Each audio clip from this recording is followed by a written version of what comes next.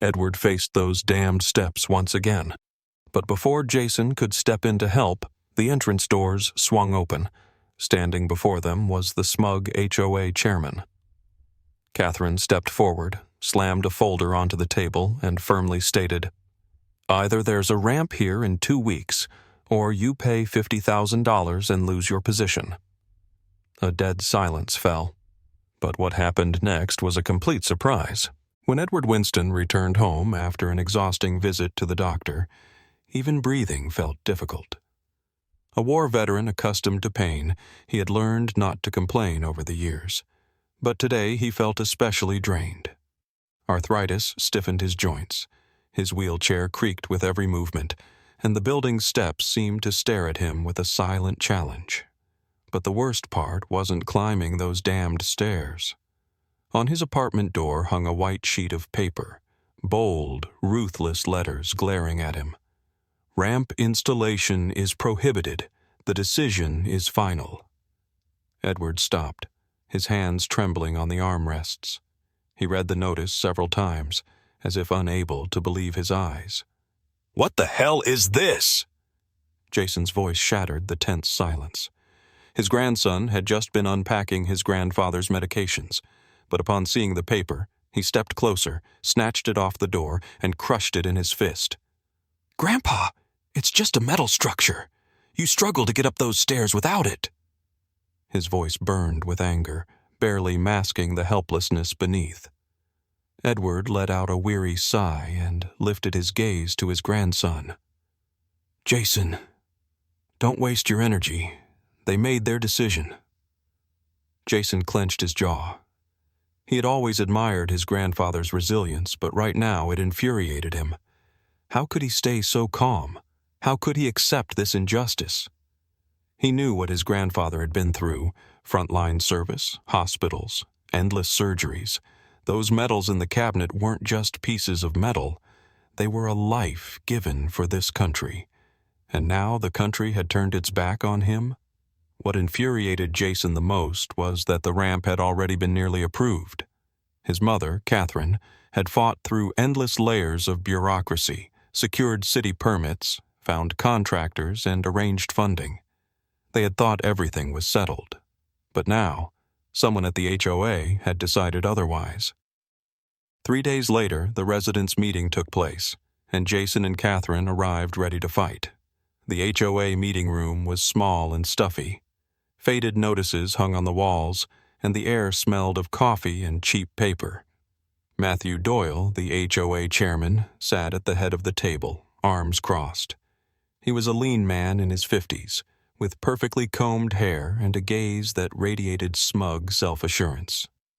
"We cannot allow the appearance of the building to suffer because of this structure," he began, tapping his pen against the table. "It will ruin the facade and pose a hazard to other residents." Catherine shot to her feet. "A hazard?" Her voice rang with such fury that some residents shifted uncomfortably in their seats. "Are you serious? We're talking about a ramp, not a skyscraper." She took a deep breath, fists clenched. "My father is a war veteran. He fought for this country. How dare you?" Doyle shrugged with an indifference that would have tested the patience of a saint. Rules are rules, and that was the last straw. Several weeks had passed, yet the situation remained unchanged. The Winston family fought with all their might. They filed complaints with the city administration, reached out to veterans associations, and searched for loopholes in the law. Catherine spent hours at her laptop, studying federal disability rights laws, consulting lawyers, and contacting human rights advocates. Jason, on the other hand, took a different approach. He started drawing public attention to the issue. He posted on social media, sharing photos of his grandfather being carried down the uncomfortable concrete steps. People in the comments were outraged, sharing similar stories of injustice, but sympathy was as far as it went. Even local media, initially interested in exposing the scandal, soon lost interest, and the HOA remained unmoved. Every time Edward needed to leave the house, Catherine and Jason turned it into a grueling ordeal. They carefully lifted him, supporting his shoulders, then strained every muscle as they lowered him down.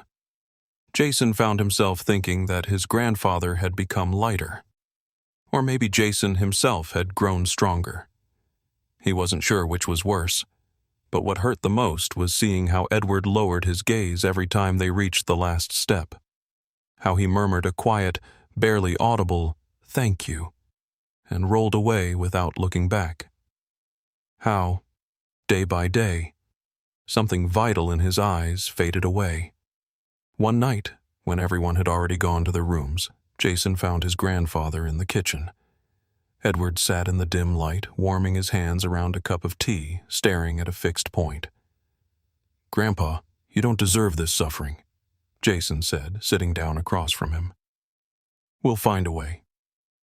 Edward smiled faintly, but his eyes remained dark, as if all the light had been drained from them. "I'm used to fighting, son," he said quietly. "But sometimes the enemy is stronger." Those words hit Jason harder than any humiliation from the HOA ever could, because he had never heard his grandfather speak like this. A man who had survived war, loss, injuries, years of rehabilitation, now sat before him, admitting defeat.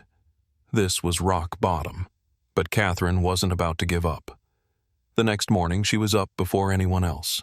She didn't know how long this battle would last, but one thing was certain. She would not let her father live in disgrace. Catherine sat at the kitchen table, sifting through a pile of papers. Her eyes burned with determination, and her fingers drummed anxiously on the worn wooden surface. She had tried every possible route: complaints, appeals, media coverage, personal negotiations with residents. Everything had been useless. But that night, as her father sat silently in the darkness, admitting defeat, something inside Catherine ignited, a desperate, unwavering need for justice. She couldn't bear to see him like this anymore. She wouldn't allow a group of arrogant bureaucrats to humiliate a man who had dedicated his life to defending this country. She decided to take a different approach. Catherine plunged into legal research, sacrificing her nights and early mornings. She pored over laws, consulted lawyers, and studied court precedents. And then she found it. 38 CFR per 39.31, a federal regulation stating that denying mobility accommodations for disabled veterans was a violation. Moreover, any HOA obstructing such accommodations could be fined, and its leadership held accountable. This was it. Her trump card. The next morning, she gathered all necessary documents: medical reports, city permits, her father's military service records, and submitted a full case file to the Department of Veterans Affairs. At the same time, she hired a lawyer to prepare a lawsuit against the HOA. Everything was now in place. On the day of the next residents' meeting, Catherine was the first to arrive. She stood at the entrance of the small meeting room, holding a thick folder of documents. Inside, she was seething, but on the outside, she was the picture of cold, unshakable confidence. As the room filled and Matthew Doyle, the smug HOA chairman, settled into his seat, Catherine stepped forward and spread out her documents in front of her. She didn't waste time. According to federal law 38 CFR 39.31, denying mobility accommodations for a disabled veteran is a violation. Her voice was steady, but there was steel in it. I have already filed a complaint in court, and if a ramp is not installed within 2 weeks, the HOA will be fined $50,000, and Mr. Doyle himself may lose his position. Dead silence fell over the room. Someone coughed nervously. Others exchanged stunned glances. Doyle clenched his fists, his face turning red with anger. He wanted to argue, to find a loophole, but he had nothing. The law was not on his side. He realized he had lost. Exactly 1 week later, the ramp was installed. For the first time, Edward rolled down it on his own, feeling the solid metal beneath his wheels. The neighbors, who had either stayed silent before or quietly sided with the HOA, now stood off to the side, watching. Among them was Doyle, pale and grim. But Edward didn't look at him. He looked at Catherine and Jason, standing proudly beside him, smiling. "You won, Mom," Jason whispered. "No." Catherine glanced at her father. "We won." The morning was clear, but the air carried a sense of tension. Even the sun seemed to shine differently, as if watching the event unfold with quiet interest. On the porch of the building where this battle had played out, the residents had gathered. Some had come out of curiosity, others out of genuine respect. Even those who had once sided with the HOA now looked uneasy. No one had expected a simple fight for a ramp to turn into a true battle for justice. Edward Winston sat in his wheelchair at the entrance. Today he looked different. He was no longer just an elderly man accustomed to pain. No, in this moment he was a veteran, a man who had fought and won once again. The ramp he had waited so long for now stretched downward in a smooth, sturdy descent. The metal gleamed under the sunlight, a silent symbol of his resilience. Edward placed his hands on the wheels and, without hurry, rolled forward. The wheels glided smoothly over the new surface, and in that moment, he felt something strange. This wasn't just about convenience, it was about dignity. Something they had tried to take from him, but he had refused to surrender. When he reached the end of the ramp, he stopped, lifted his head, and looked at the gathered crowd. There was no anger or resentment in his gaze, only the steady calm of a man who had endured and prevailed. "I fought a war so that we could all live in a free country, where everyone has the right to a dignified life, and I'm glad that justice has prevailed." For a moment, silence hung in the air. Then, applause. At first, just a few hesitant claps, as if people were afraid to break the moment. But then the sound grew, swelling into a unified wave. Even those who had once supported the HOA now understood they had been wrong. Catherine wiped away her tears, but her face shone with pride. Jason, standing beside her, looked at his grandfather with open admiration. "You won, after all, Grandpa."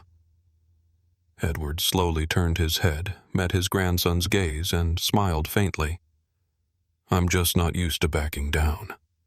And there was no bravado in his voice, just simple, unshakable truth.